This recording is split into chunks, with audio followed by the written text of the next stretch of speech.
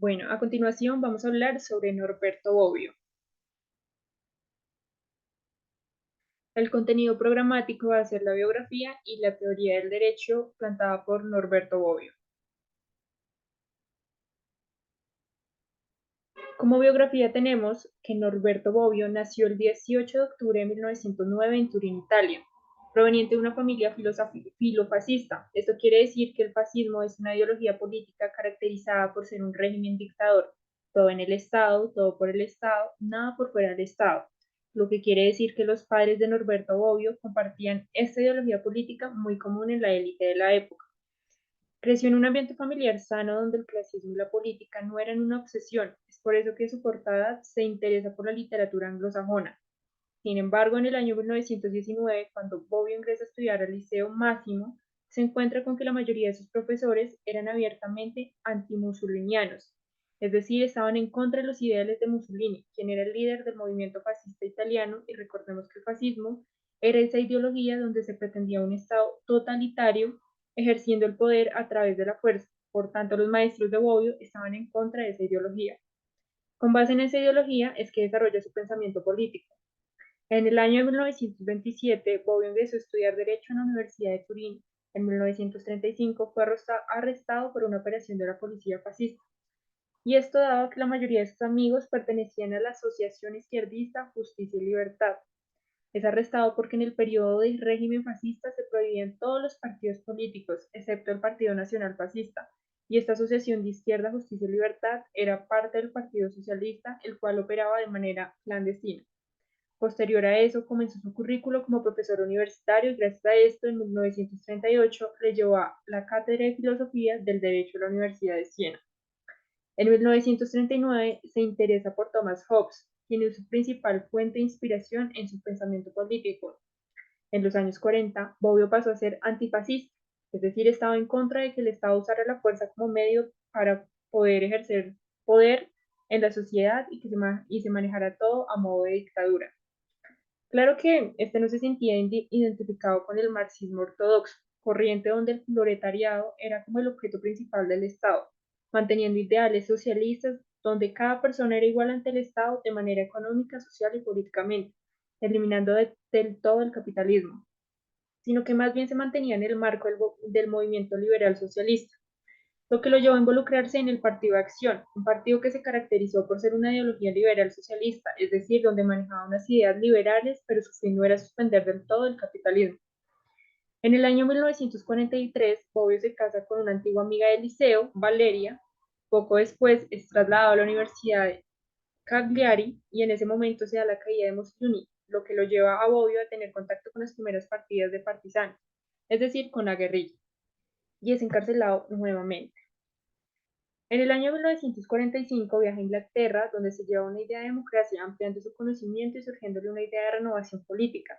Acá siguió militando en el Partido de Acción, donde hace una fuerte crítica a la democracia cristiana, donde mantiene posiciones comunistas y socialistas.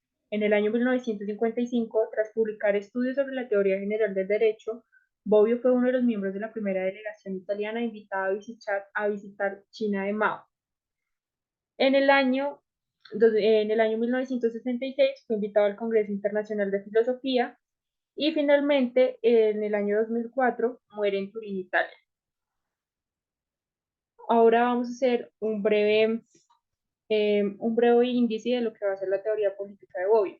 Entonces él va a hablar sobre el estado de gobierno de sociedad, donde señala que el desarrollo de un estado debe hacerse a través de instituciones políticas y el pensamiento político, y que debe existir la izquierda y la derecha mientras exista la desigualdad.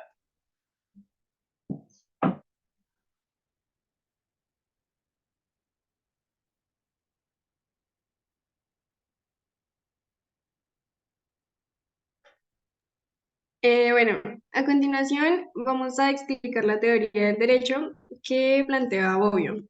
Bueno, como anteriormente se dijo, Bobbio es el pilar del pensamiento político italiano. Y bueno, comienza diciendo que para Bobbio no hay conexión entre el moral y el derecho. Eh, Cada uno es separado del otro y por lo tanto va a haber un sistema jurídico totalmente aparte de la moral. Él asume el desarrollo de instituciones políticas, las cuales son el Estado, el gobierno y la sociedad. Entiende al derecho como un ordenamiento jurídico, es decir, que siempre van a existir normas que regulen la conducta del hombre. Bobbio es muy positivista y normativista. Él dice que no se puede hablar de derecho, no se puede concebir el derecho sin normas, que son necesarias para el buen funcionamiento de estas, y pues que las normas van a ser fundamentales en su teoría. Bueno, como anteriormente lo dije, es muy importante la norma jurídica. La norma jurídica en sí se diferencia del resto de normas, las cuales pueden ser normas culturales, normas religiosas o normas sociales, porque la norma jurídica tiene va a ejecutar una autoridad y pues la autoridad es capaz de emplear la fuerza para hacer cumplir a la norma. Bueno, para Bobbio van a existir dos corrientes en el derecho, que es una, el derecho como institución, lo cual significa que la sociedad es el fin del derecho y que existe como una organización, una jerarquía que va a ser el medio para poder tener un fin, para poder llegar a la sociedad. ¿Qué es un fin? Pues para Bobbio el fin va a ser la paz, la seguridad y el orden, digamos que en un sistema jurídico, en una sociedad establecida. Bueno, Bobbio dice que no es válido, que digamos que esta tesis que se plantea no es válida, ya que no se va a estar hablando de un orden y una norma. Y pues sin las normas, como anteriormente lo dije, no va a existir fin ni va a existir medio. Ahora hay un sujeto que se llama Kant, que digamos que es otro pensador, otro filósofo de los tiempos de Bobbio.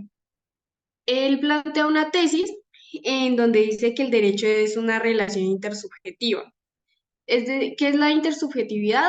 Que hay una relación entre dos personas o dos individuos. Y bueno, Kant clasifica estas relaciones en tres. Y pues para poder entenderlas, se hace, digamos que esta división. Entonces, la primera es el individuo con deberes y obligaciones, el cual va a interactuar con un individuo que tiene derechos y no obligaciones. Un ejemplo de esto es la relación de hombre y Dios, pero Bobbio digamos que dice que no es válida porque en un derecho, digamos que en el derecho, en la normatividad, pues no va a existir, eso se va más como hacia las normas religiosas. Luego está el individuo con derechos y deberes, el cual interactúa con otro individuo que no tiene ni derechos ni deberes. Ejemplo, el hombre con un esclavo. Esto no sería válido.